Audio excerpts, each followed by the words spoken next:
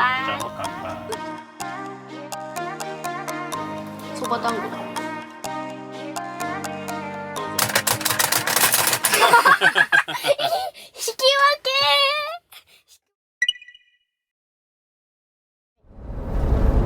はい、皆さんこんばんは。今日はですね、久々の今年2回目のですね、全国制覇旅に出ております。で、今日はですね、ゴールデンウィーク前日かの金曜日の今夜ですね。で、今回ですね、事前にですね、ライブした際にちょっとね四国回ろうかなって話をしてたんですが、いろいろちょっとありまして行き先変更しております。で、今回ね今ねどこに向かってるかと言いますと、なんとですね、この2週間後にもまた同じ場所に行くんですけど福井に向かっております。今回の全国制覇旅は福井からスタートします。なので、キャンバケね福井5月の18、19であるんですけども、本当ね2週間後ぐらいにはまた福井には行くんですけど、もうその前にですねちょっとやっぱ1回行こうかなと思いまして、福井にね向かっております。で、実はですね昔カービィ乗ってる頃、もう4年ぐらい前かな、もう実は福井行ったんですよ。てか北陸行ったんですよ。で、今回も同じようなねルートをね辿ろうかなと思っております。で、福井からスタートして福井、石川、富山っていう順番でね回ろうかなと思っております。で、石川県につきましては皆さんねご存知の通りなんですけども、地震のね関係とかもありまして、もちろんね行けるところ行けないところもありますし、とはいえね、やっぱりこう自分たちがね今何ができるんだろうって思った時に、今ボランティアとかねそういうこともねちょっと考えてはいたんですけども、うーちゃんいながらやるっていうのも厳しいところもありますので、難しいというか、変に迷惑かかっちゃうというか、ちょっと足手まといになっちゃう気がするよね。初心者だし。そうっていうこともありますし、で僕たちね去年ですね初めて東日本大震災の震災以降ですね回らせていただいたんですけども、そういうのもねやっぱりねこう間近でね実際に見て思うところもたくさんありまして、本当はね何かしたいっていう気持ちもあるんですけど、自分たちがねできることを考えまして、石川県の中でも比較的今被害の少なかったエリア、例えば金沢とかね、で今調べまして、そしたらなんかね金沢とかで観光で来て買ったものとかがそのうちの何%、10% とか 20% が復興に使われますとか、そういったねお店も結構あったので、そういうところでねお金をね使えればね、よりそういうこともできるのかなと思いました。はい、なので石川県はね、そういった形でちょっとね旅しようかなと思っております。で、今日はですね、もう今ねナビでね見てもらうと分かるんですけども、まだねあとね福井までね450キロあるんですよね。さすがにねこの450キロは走りきれないんで、どっかのパーキングで車中泊するかなとは思うんですけども、無理せずね行けるところまでは行こうかなと思っております。上信越道を今走っております。で、このままねずーっとまっすぐ行って福井じゃない富山周りで、どんどんね福井側に向かっていくといったようなルートになっております。はい、このねトンネルの中で今ですね長野県に入りました。場所で言うとね佐久の近くですね。次は長野から登って富山かな、富山に入ります。なので、ここからですね、もう富山になるんだね、長野。そしたらね長い、ここから長い、長野長いからね、長い。そうだからちょっとね距離走るんですけど、富山の方にね今から向かっていきたいと思います。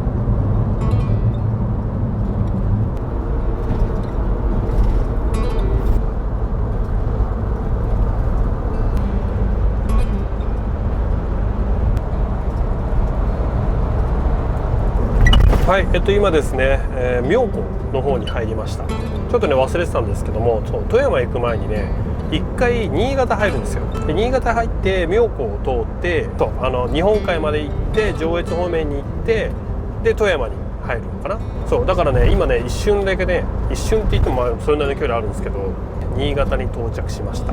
残りね、287キロなんで半分はまだ行ってないか。3分の1ちょいぐらい。長いな今日は。でもねまだ実はね1回もサービスエリアとかねパーキング入ってないんで、約200キロぐらいは走ったかなっていう感じです。で、今日は別にそんなにまだ疲れてないんで、もうちょっと走れるかなと思います。次こそ富山県目指して、走っていきたいと思います。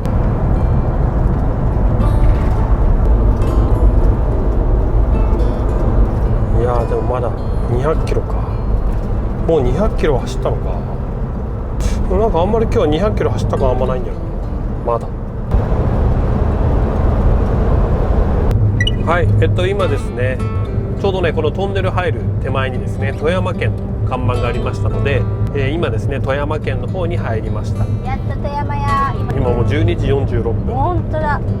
残りがね195キロなんで270キロぐらい走っております。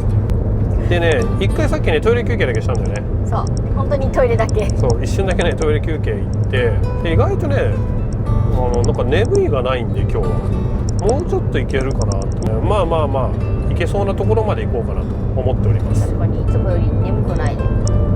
なんだろう、まあ動画外はずっと別尺ってんだよね。そう音楽聴くわけでもなく。そうオーディオ入れたのに音楽全然聴かないっていうね。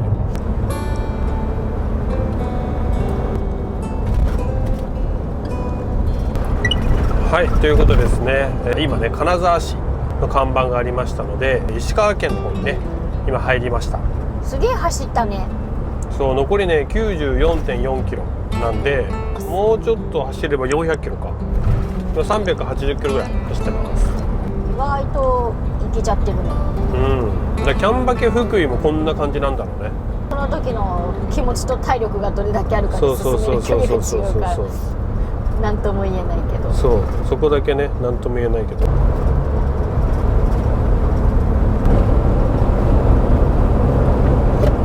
はいということでですね、なんとですね福井県に着きました。笑える。今日ね本当はね富山か石川まで行って富山まで行けばもういいかなと思ってたんですけどなんだかんだね話したり歌ったりしてたら福井まで着きました。もうね高速降ります。あと 300m でこのインターこれ何て読むんだろう。あわら金津インター金津金津インターですね。金津インター。もう残りね12キロです。こっからですねこれを右に曲がもう表示があれだもんね前の看板東尋坊とか。そうでねこれね実は福井県坂井市なんですけどキャンバケ北陸の会場です。ここにあります。はい、この近くにあります。で今回ねこの坂井市が実は講演してくれてます。すごいね。ちょうどそのシーンにまさかたどり着いたというまあね本当に縁があってよかったなって思います。今日ね仕事終わりに来たんでちょっとさすがにきついだろうなと思ってたんですよね正直ね。ほぼ寝てないしちょっとだけ30分ぐらい寝たのかな出る前に、まさか高速降りるとこまで来ちゃったっていうなんかよくわかんないハイになったね。多分ずっと話しててちょっと眠いなと思った時に音楽聴いてたらなんか普通にねまた歌い出して気づいたら高速降りるという。そうでねこの後道の駅堺っていうところで今日はねちょっと仮眠しようかなと思ってるんですけどなんかねここ昔来たことあるっぽくて多分カービィ時代に来てる北陸旅した時になんでまあ懐かしの場所というかまさかのね来たことあったところが堺でした。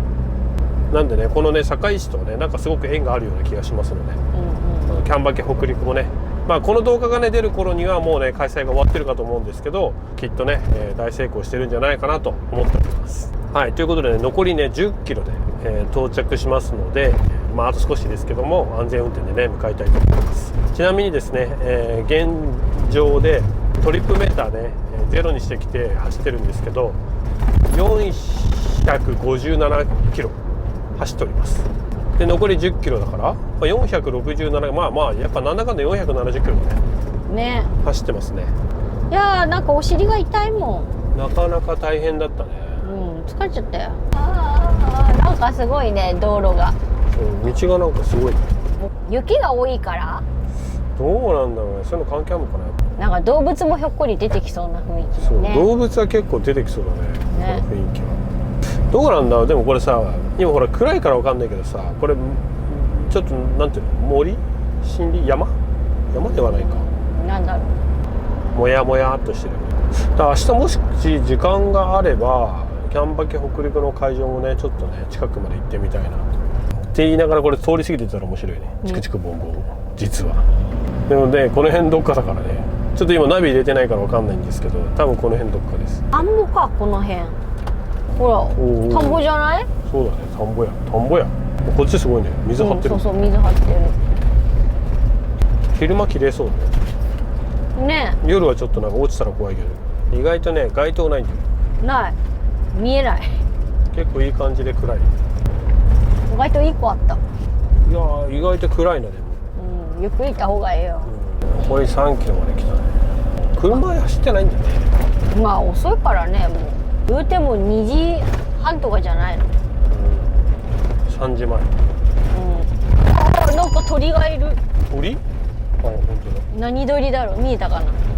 多分そこが大通り鳥があれになる。あ、なんだこれ。恐竜だね。竜？恐竜？いや違う、竜だよ。ドラゴン。ドラゴン。あ、もう見えない。暗くて。いやー長かった。470キロ。無事に走破です。堺。これか。いや頑張りました。よいしょ。目の前に山田電機がある。無事に到着です。何屋さんだろう。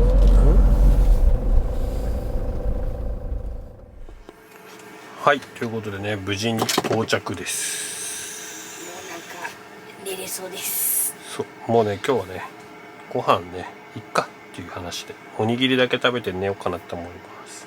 そうつまんでたからね。ちょっとしたパン食べてたからね。まずは今日はもうここまで着いたっていう達成感のもと見てこれ。ゆっくりしようかなって。あ、そうそう、これね今うーちゃんの下に引いてあるこれがね新しいマットです。なんかこんな感じの布じゃなかったっけみたいな感じで楽天で頼んだら全然違かった。そう、一切確認せず買うっていう。もっと目がね細かいのかと思ったら来たらすごい目が荒かったこれ。そう、まあいいでしょ。布にね、でもうまくできてるんじゃない。まあ一緒で使えりゃ一緒で。ほらなんか同じよ硬さあんま変わらないが平気で、高さも一緒だし。ね。はい、ということでね、今日はこの下ベッドでママとうーちゃんは寝て、パパはいつものところで寝ると。まあ、今日遅いからね。明日からは布団ノーマルで。だね。はい、ということでね、じゃあ今日はもう寝ます。おやすみなさい。はい、ということでね、おやすみなさい。はい、おはようございます。今ですね、9時33分。室温がね、25.8度、湿度が 41% です。やっぱりね、このゴールデンウィーク結構暑いかもしれないです。朝起きたらね、少しね、車内が暑かったんで、今ね、こんな感じでマックスファン回しております。で、窓開けてマックスファン使えば全然まだまだ涼しいんで、今日はね、これで乗り切れました。で、またね、ちょっとね、暑くなるようだったら、一応エアコンもね、使おうかなと思ってます。今回ね、ポタ電はね、フル装備で持ってきたので、その辺はね、余力というか、まあまだあるので、そこは考えながらね、電力を使おうかなと思います。よし、じゃあうーちゃんもおはようございます。お腹すいた。グラタンと、あ、そうだね、うーちゃん買ってあるんだ。そう、グラタンとさ、カレーパン食べようと思う。グラタンとカレーパンって組み合わせがすごい。大丈夫だから。どっちにだってする？どっちも美味しいじゃん。よし、今回はね AC200L 作ってきたんで、なるべく節電。まあ一応ね B23 までも持ってきてるからね、拡張はあるんだけど。エアコン使うかもしれそうないし。そうそうそう。結構回すでしょ、電子レンジ。まあそう 100% から使って何パーぐらいまでいっちゃうのか9分使う。な。そんな使うん？ 3分3分3分。結構使うね。はい、ということでね、電子レンジであっという間にできました。うーちゃんはグラタンちょっと熱いかも、まだ。そう、ちょっと食べてみる。いただきます。はい、どうぞ。グラタンのこれが好きなのよ。もうね、これが大丈夫そう。大丈夫そう。大丈夫？じゃあ食べましょう。じゃあご飯をね食べながらちょっと今日の予定を考えてみます。チクチクボンボンだっけ？うん。近くのお揚げ屋さん？うんうんうん。ちょっと気になる。谷口屋だっけ？お米とかか。キャンパケ当日は忙しくて行けなさそうじゃん。うん。まあ先でも永平寺来たな。はい、今日のプランはねこんな感じで考えております。まあ、この通りちゃんと行けるかどうかはまだわからない。こんな感じでね先にちょっとナビ入れてみました。ただこれに沿ってね時間がおせおせになると思うんで、なるべくね時間を気にしながらの旅になるかなと朝早く行動してればね問題ないんですけど、もうねなんせ11時なんで、はい、こんな感じで行きます。はい、今ですね、出発いたしました。今日はですねこれから永平寺にね向かおうかなと思ってたんですけども、これですね実はキャンバケ福井の会場が近くてですね、チクチクボンボンっていうところなんですけど、ちょっとねそこもね一回見てから永平寺に向かおうかなと思っております。チクチクボンボンで何かするってわけではないので、さっと止めてね、ちょっと見るぐらいなんですけども、なんかねそういう感じで入れるみたいなので、なんか見ることは可能みたいです。ちょっと視察して。そうすごいね、なんかすごい。昨日この道を通ってたんだね。ね。あ、新幹線が前あれ。本当だ、走ってる。あれ何、北陸新幹線じゃないの？ちょうどね、この見えないけど前の方に新幹線の線路があって、今新幹線が通ってた。今日はでも過ごしやすい天気だね。天気が気温。ああ、なんかすごいね、霊園。そうだね。そうで、今この目の前にある線が、あ、そうだね、これが新幹線。新幹線だね。こんな感じ。そう、前回福井来た時はね、それこそね何も情報なしにポンってきたからあれだったけど、なんか今回はね恐竜ってイメージしかない。そう、今回実はねここら辺のねことをよく知っているトモさんに聞いて、事前にねちょっとね調査しております。でトモさんに教えてもらったところもあるという、なんかすごい海沿いなところばっかりのイメージ見せたけど、東尋坊とかさ、ですけどこの田園風景もすごい、山もね、あるし、山々に囲まれてて、でもあれだからね、都市部の方は結構都市部だからね、道の駅使いの方から来てて、すごいな、道路が。チクチクボンボン向かってるんですけど、ただねこの道結構細いね。これでもこっち必ずこっち側からじゃないといけない。いや大通りで行ける。だからこのショートカットコースみたいな感じになってるんだよね、ここなんだけど、このショートカットコースは使わない方がいい。そうだね、道10号が線か、細いし峠道みたいな。多分これ県道なのかな。キャブコンはまあ行けるけど、これ長いの多分きついかもしれない。きついっていうか走りづらいと思う。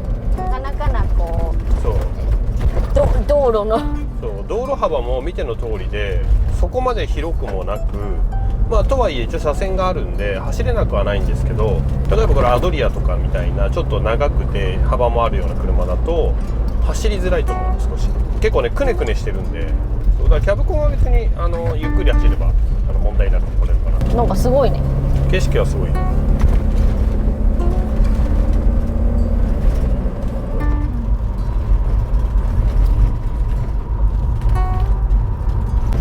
あれっぽい目の前でなんか見えてきている。これナビ見れるんだけど、今このねピンクの道路のところが大通りっぽいんですよね。僕らが通ってるのはちょっと裏道っぽいところなんで、できればこのねピンクの通りの方が来やすいかな。あれでしょ、このあれかな、うん、そうだ、見えないな、ここからだと。ここ、はい、これです。これチクチクボンボン、これです。これ多分どうやって入るんだろう。この辺を左に曲がれる。これね、これあ、これか。チクチクボンボン曲がってね。でね、ここね普通に入れるみたいなんで、今日もね一回止めて、よいしょ。お、これか。ここが会場です。チクチクボンボン。はい、こんな感じでね、チクチクボンボン。あ、こっち側から中入れるのかな。こんな感じでね、大型車のチクチクボン駐車場。あ、なるほどね。こっち側にもね、こういうなんか水車みたいなのもあってて、そっから入れるのかな。これだこっから入るんですね。こっから入って、でここが会場になっておりますね。こんな感じですね。学校だ。学校ね、本当に学校。だからこっから入れるんだね。ね。こっからも入れるし、まあ向こうからも入れそうだけどね。ここをちょっと会場みたいにしてもいい。こんな感じです。チクチクボンボン無事到着です。3週間後キャンピングカーバケーションやりますので、動画がね公開される頃にはもう多分終了済みになってるかもしれない。はい、ということでね、会場に来てみました。ぜひね皆さんまた来年ももしかしたら北陸やるかもしれないので、ぜひね参加してください。ちょっと会場ここかわかんないけど、ここねまずね行けそうだったら借りると思いますので、ぜひね、参加してもらえると嬉しいです。はい、ということでね、チクチクボンボンちょっと近くにいたので寄ってみました。でこの後ねちょっとね今日予定が詰め詰めですので、もうすぐね移動しちゃいます。12時になっていきなりサイレンみたいな。鐘じゃなかったね。鐘じゃない。すごいサイレンだったよ。サイレン。びっくりした。ちょうどだから今ね12時です。はい。この後ねこのね谷口屋かなっていう、お揚げ屋さんがありまして、それがねこのすぐ近くみたいなので、なんかねそこ調べたらね RV パークもやってるらしい。そうなの？そうだからね、そういう意味でも、キャンピングカー、だからキャンピングカーは止められるんだろうね。いいね。でもうねすぐなの。この辺なの。この黄色い建物かな。これだ。これだ。結構広いね。もうすぐ近くだった。あった RV パーク、これだ。それ。本当だ。結構駐車場広いね。ね。普通に。ここが谷口屋。結構でかくない？こんな感じだ。ね。購入だけしてこう。混雑時のお願い。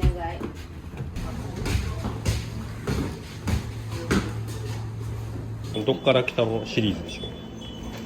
買っとこう。青栗ソフトクリームが乗ってるの？らしいよ。こういうの買えばいい。結局なんかいろんなもん買ったの。めちゃくちゃ買った。アイスと豆腐のソフトクリーム美味しそう。あとこのママが今持ってるやつ。お揚げとプリン買った。あげてください。結局3500円、4000円ぐらいですか。こんな感じで。一旦冷蔵庫でないと。これがプリン。これね、なんかお供のお揚げに。これが言ってたやつ。本体ね。どうおいちゃんアイス。豆腐の味がまんまりするんですけど。まんまりする。表現だ。いただきます。美味しい。よし、じゃあね、そうこうしてるうちにもうちょっと次向かいます。よし。谷口屋でした。とりあえずね、買いたいもんは買えたから OK かな。ね。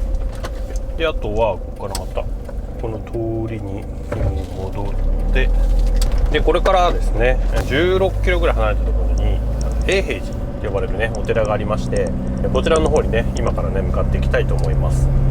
はい、今からね向かっている永平寺ですけども、でこの永平寺っていうのがね、何が有名かと言いますと、ここはね開祖からもう770年以上経っているんですけど、未だに修行寺ということですごくね修行に厳しい禅寺の代名詞と呼ばれているのがこの永平寺で、ここを開祖した、その道元という人がいて、この人が、修行してる中にこそ悟りがあるっていう考え方なんだよね。修行をいっぱい積むことによって悟りの境地、釈迦の境地までたどり着くであろうという考えのもと開祖してるから、すごくね修行に厳しいお寺っていうのがこの永平寺。よくお坊さんお寺とかで修行してる方が修行中にね食べる料理、精進料理っていうのがあるんですけども、この精進料理っていうのがこの永平寺の周りにはねすごくいっぱいあるみたいというところで有名なのがこの永平寺とで、ここがね、お寺の中自体は別に撮影禁止とかはないんですけど、そのね修行してる修行僧の方に関しては基本 NG。 そうなの？妨げになるってことだね。そういうことはしちゃいけないっていうのが約束、決まり事というかありますので、そこだけねちょっと注意しながら。開祖した道元という人はねもともと比叡山で出家してるから。比叡山なんだ。そう、滋賀の方のね。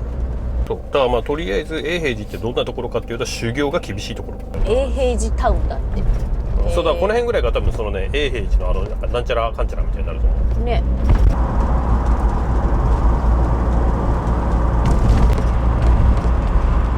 ほらここ羽二重餅、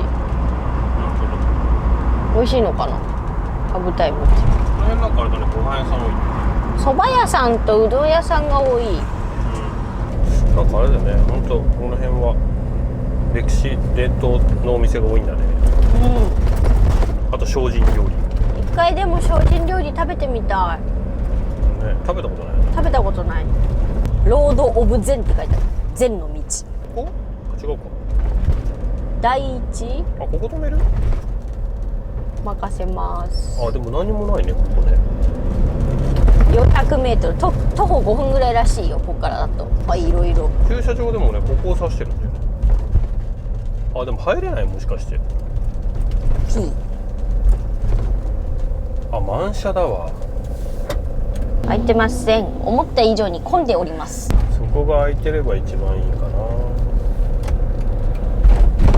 シュッシュ。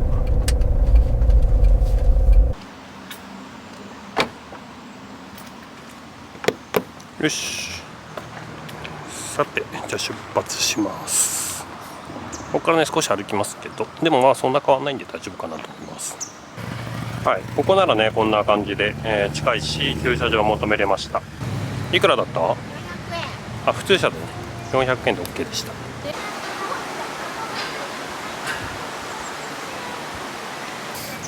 し、こんな感じで登ってきます。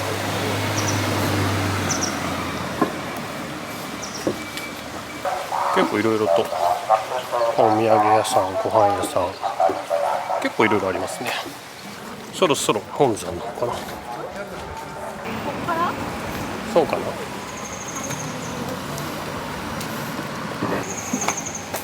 おお、すごいね。おお、緑してます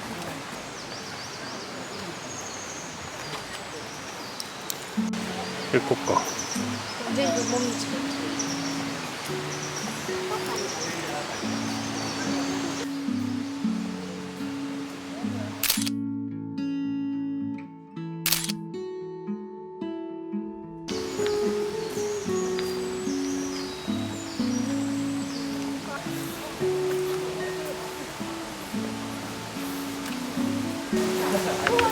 龍なの。あ、本当だね。これ見て。本当だ。ひょいっと。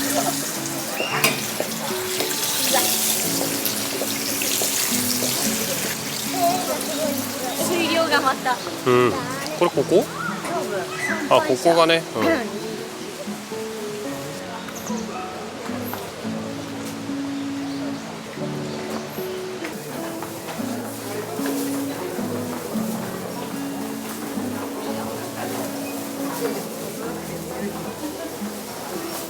この中、修行僧の撮影は NG ということでした。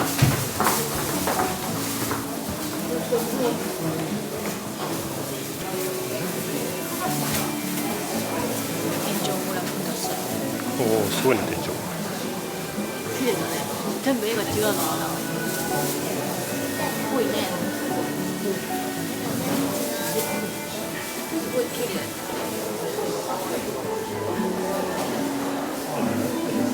広いよね。何畳ある？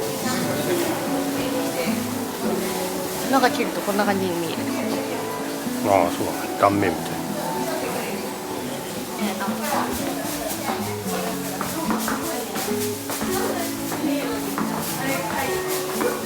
逆に言うとここは開けっぱなしってこのままなのかな。じゃないの？この通りはそのままなんでしょ。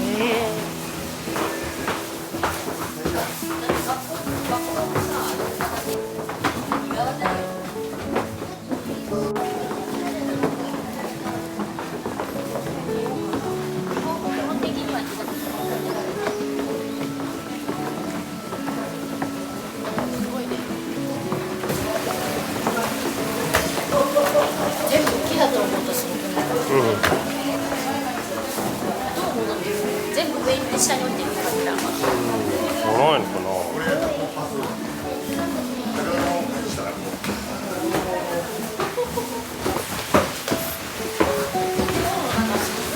うん。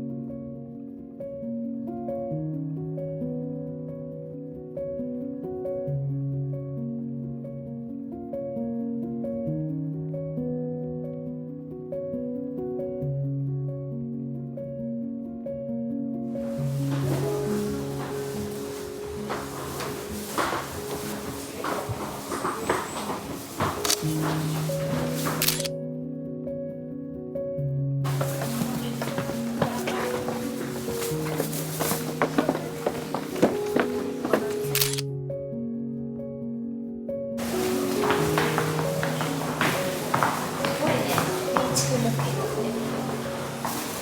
すごい。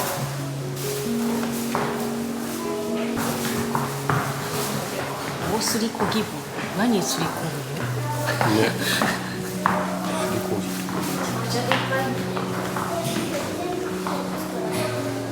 そうだよ。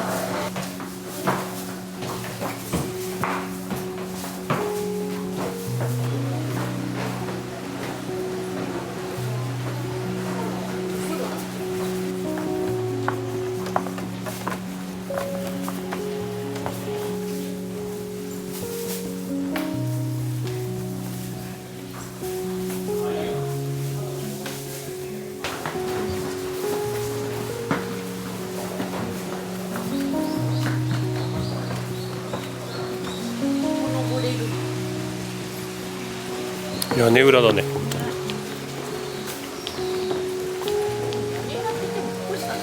うん。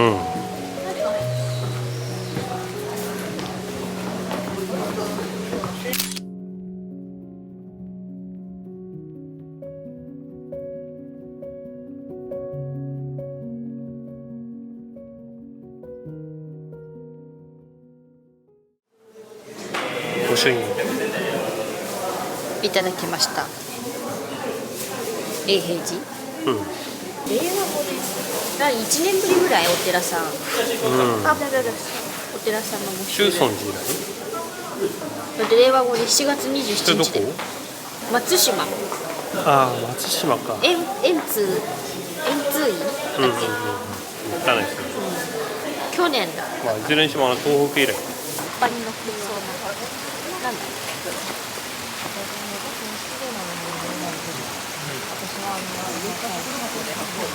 一葉冠葉っぱの上に乗ってる冠。なんかここで1、2週間ぐらい修行したら痩せそうな気がした。あんなにだってさ。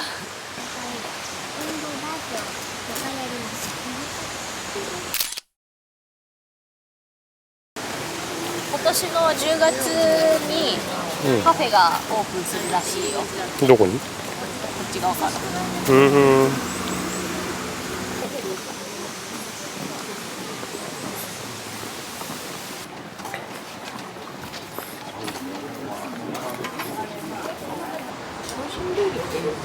精進料理ってそばも精進料理に入るのか。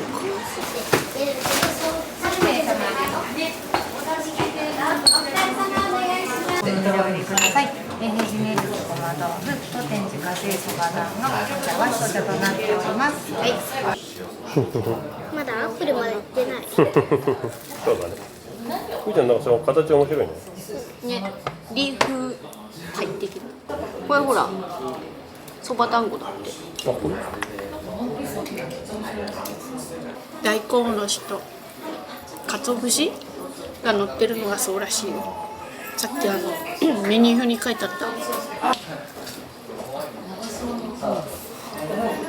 永平寺そば亭一休です。でご飯食べてきた。ゆうちゃんなんか意外とごま団子が美味しかった。あ、そばごまじゃない。意外と食べれてる。美味しかったらしい。ゆうちゃんがアップルパイ食べた。そう、アップルパイはケーキもここのちょうどでもやつなんだ。完売だったね今日。ね。よかったよ。ふーちゃんので終わったんじゃない？ラストアップルパイ。やったなんか肌寒くなってきた。アップル、なんか寒い。パパは全然寒くない。はい。ということでね、今出発しました。よいしょ。ちょうどキャンバケに来てたジルのオーナーさんに出会いました。僕らの他にボーンが1台とジルが1台帰ってきたら泊まってて、キャンピングカーいるねなんて話してて、で声かけてもらって、先々週のねキャンバケね渚園にも来てくれてた方みたいで、すごいね嬉しかったです。なかなかね旅先でキャンバケに行ったことある人に会うことあんまないよね。ね、しかも結構タイムリーに。そうでちょうどねまた2週間後に福井があるんで、で僕らまた福井も行きますよ。そらまたここまで来るのね大変だねみたいな話になって、確かに距離あるからね。まあ、そんな感じでねちょっとお声掛けいただいて嬉しかったです。ありがとうございます。ありがとうございます。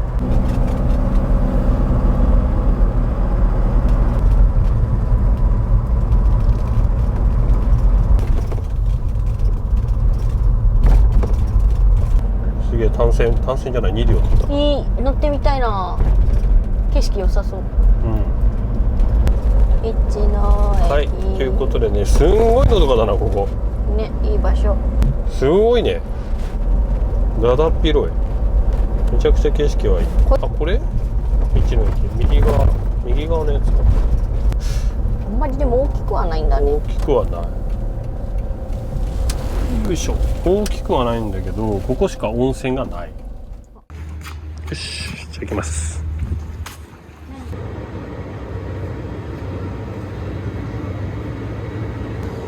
米適々にしよう。やっぱりこっちにする。上は今日ははい、よいちゃん何買ったんですか？うーちゃんはね、バナナの中にマシュマロです。こちらバナナの中にマシュマロがあって、マシュマロの中にチョコ。羽二重餅バナナバージョンね。そう、美味しい。永平寺御用達で、チョコバナナマシュマロが別に御用達じゃないんだろうけど、そう、あくまでも羽二重餅食べてみた？そう、一個食べてみたんだけど意外とうまい。じゃあパパに見ることだ。これ多分よだれ出るほど美味しいから。ほ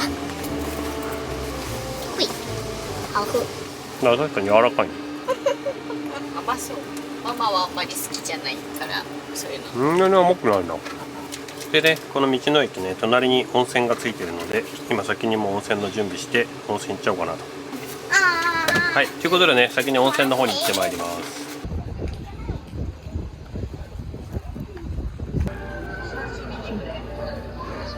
牛乳が一番うまいよ。コーヒー牛乳が一番うまい。はい、今ですね、温泉から帰ってきました。ダラダラ時間です。ダラダラ時間。うーちゃんも後ろでダラダラ時間です。うーちゃんも寝そうだもん。いいな、うーちゃん移動と移動の間ずっと寝てるから。時刻がこちらですね、6時15分夕方ですね。でね、室温がね 26.4 度で、湿度 34% と、今ねマックスファンかけっぱなしにしてたんですけども、思った以上に湿度下がりました。3度以上下がったので体感結構楽です。すごい涼しくない？そう、さっきまでエアコンどうしようかなんて話してたけど、意外といけちゃいそうだねこのまま。なんか多分もうちょっとしたら寒くなってくると。めっちゃブルブルもあるし、これの拡張も持ってきてるんで、あと上にこんな感じでブルーティーパーティーしてるから、一応あるはあるんで電源は。ただまあね、使わなくていいんだったら全然使わないでいこうかなと思う。ここ閉めた。これ。ちゃんちゃんちゃん。作ったやつです。上手にできたよね。割と。生地を縫い、裏もねこんな感じで。そう、新しいニューパーツ。1時間ちょいぐらいで作ったから、少しこの辺がゆるっとなっちゃう。採寸だけしてね、パパッと。で、最近変わったとこでいうとこれと、あとあれだよね、水道。あ、そう、蛇口。そう。これもね2000円ぐらいで Amazon で買って、これピッて買えれるよ。意外と便利。そういえばパンも余ってる。食べない。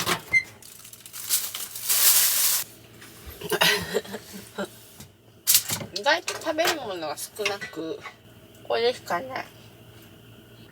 あと昨日買った照り焼きチキン食べちゃわないと。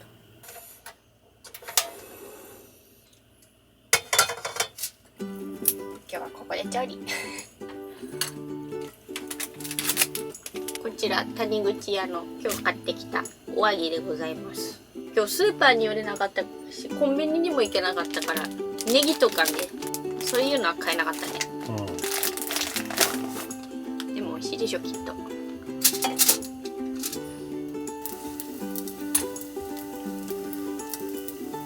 あとこちら金目のお刺身です。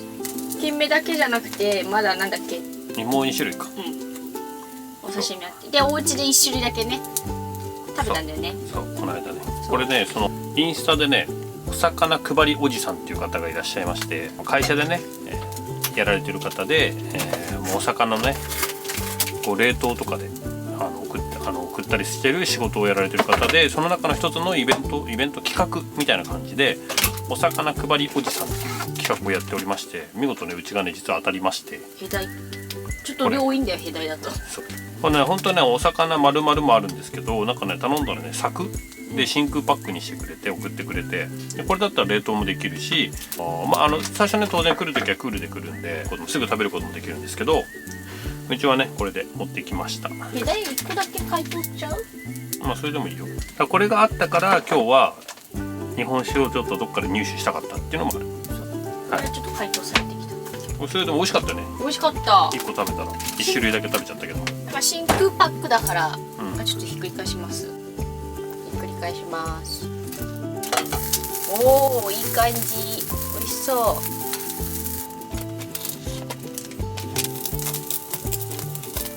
断面図がこんな。すごいね。美味しそうね。で、こういう感じで切ればいいね。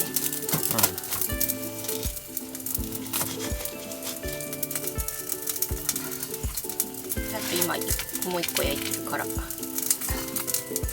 唐揚げ豆腐専用のタレだそうです。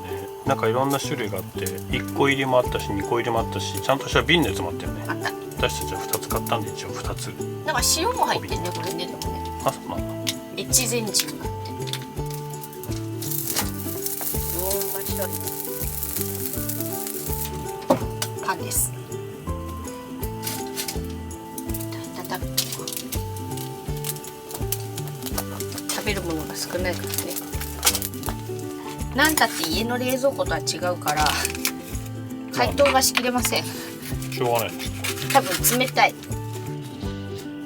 意外とお刺身って毎回思うけどカットするのが大変。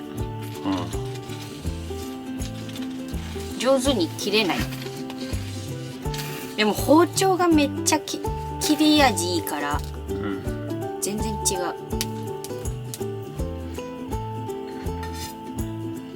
まず金目どうするこれでさ、全部つながってたりして。でもヘダイがちょっとまだ凍ってますね。ちょっと凍ってますまだ。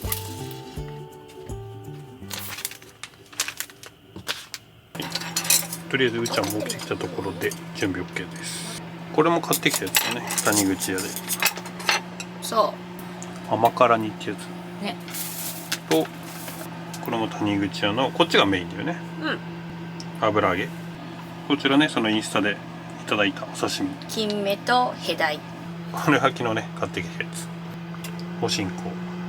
本当はこの上にパッパってやるのか。ネギがあネギ乗っけたかった。あ、しょうがない。今日買い物行けなかったから。そう。今日は最大限にあるものだけ、ほんとシンプルな。そう。もうご飯食べたばっかだからね。言うて。はい。まあこんな感じで。あとうーちゃんのご飯が電子レンジが終わったら OK です。昨日飲むかなと思って買ってきたんだよ。アーモンド。これ美味しいらしい。今日買ってきたやつだよ。あとお刺身ね、うーちゃんこれ。これご飯のとこれの似たやつだって。ご飯のお供？そう甘辛いやつ。食べるらしい。じゃあ乾杯。乾じゃあもう杯。乾杯。うーちゃんはペットボトル。顔。アーモンド。いただきます。これ何味するのかかったり先米食べることにする。お箸で取ってください。うまっ。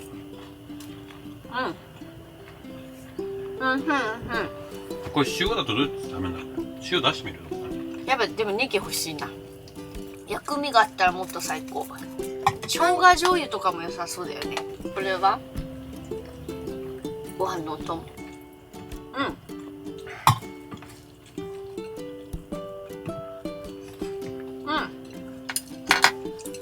ご飯のお供だね。甘辛く。おつまみだね。美味しい。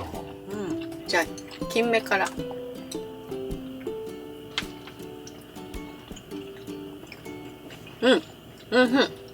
美味しい？ヘダイも食べよう。ヘダイちょっと中の方まだ凍ってんねんね。ヘダイも美味しい。ちゃんと味しっかりしてるよ。日本酒に合いそう。トゥットゥルン、さっき買ってきた日本酒。黒龍。発音がどっちなんだろう。黒龍大吟醸だね。福井県吉田、多分吉田酒造っていうところだったよね。で道の駅に売ってたんでね買いました。今日はねこれとお刺身とあと油揚げも食べようかなと思います。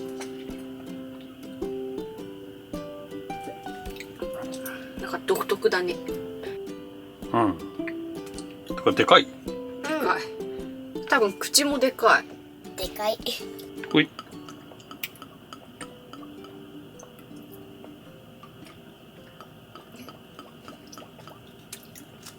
よし。はい。じゃあ乾杯。乾杯。今までの日本酒とはちょっと口当たりが違うかも最初。ああ、なんて言うんだろうねこれ。なんかすごいすっきり。わかる？なんか不思議だねこれ。うん。なんかでもなんて言うんだろう。すごい美味しい。すごいすっきりしてる。日本酒じゃないみたいな本当。まろやかすぎて。あれかな。なんか日本酒の独特の甘みが少ないかも。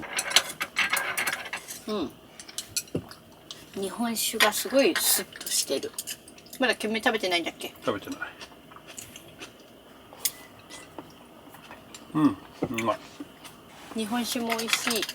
またでもこういうの頼みたいな。なんか冷凍でさ入ってるからよくない？うまっ。これも食べたこっち。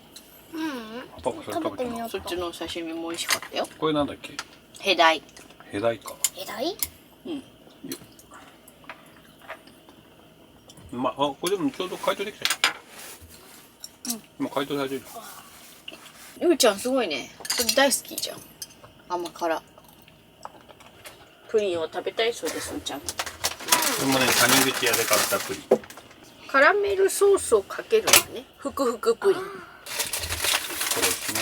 なんかね、プリンがあったり、あとなんかもうなんかちょろちょろあったよね。プリン以外も。あった。なんかチーズプリンっていうのはあれだった。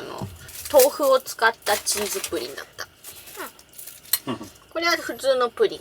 谷口屋の豆乳福井の平飼いの卵使用だった。豆乳プリンってことかな。牛乳が豆乳なんじゃない？もしかしたら。なんで名前がふくふくプリンなの？福井だからじゃない？福井だからか。福井の服が詰まってるって意味じゃない。あ、すごいね。こんな風に。カラメルのかけるそうです。うまそう。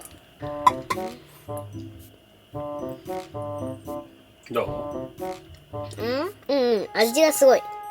味すごい。こんなすぐカラメル食べたら下の方カラメルいやなくなっちゃうやつ。美味しいよ。プリンも美味しい。どっちが勝てるでしょう？じゃあうーちゃんがかけ声を。じゃあ、どっちが勝てる？むせるから。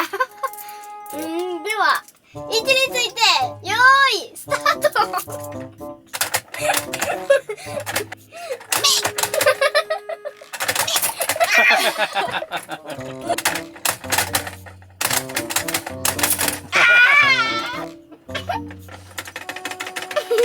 チャンス。チャンス。ああ、ゆいちゃんかわいい。言われたね、ママね。かわいそう。そう。引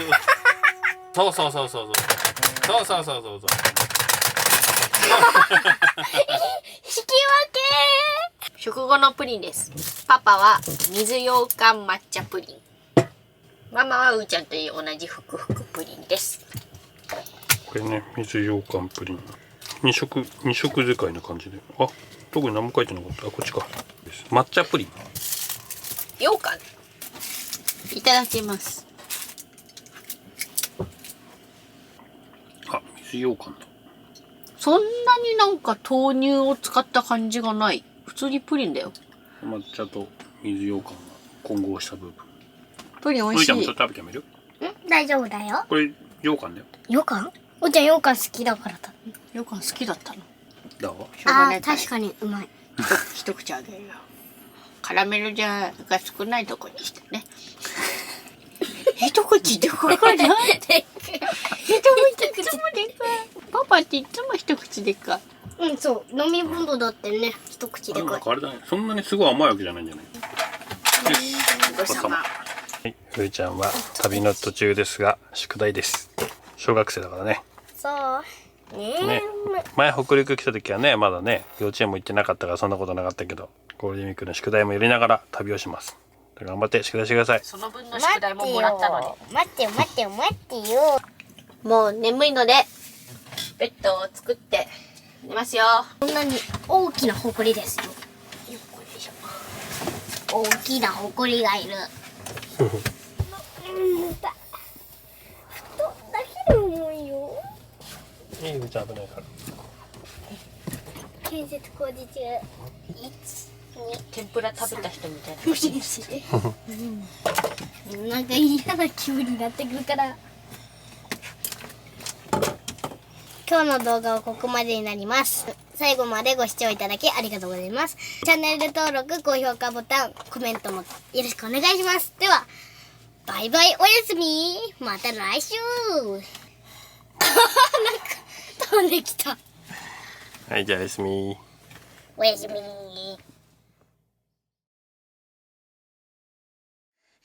ャンネル登録よろしくお願いします。グッドボタンもしたら、じゃあまたね、バイバイ。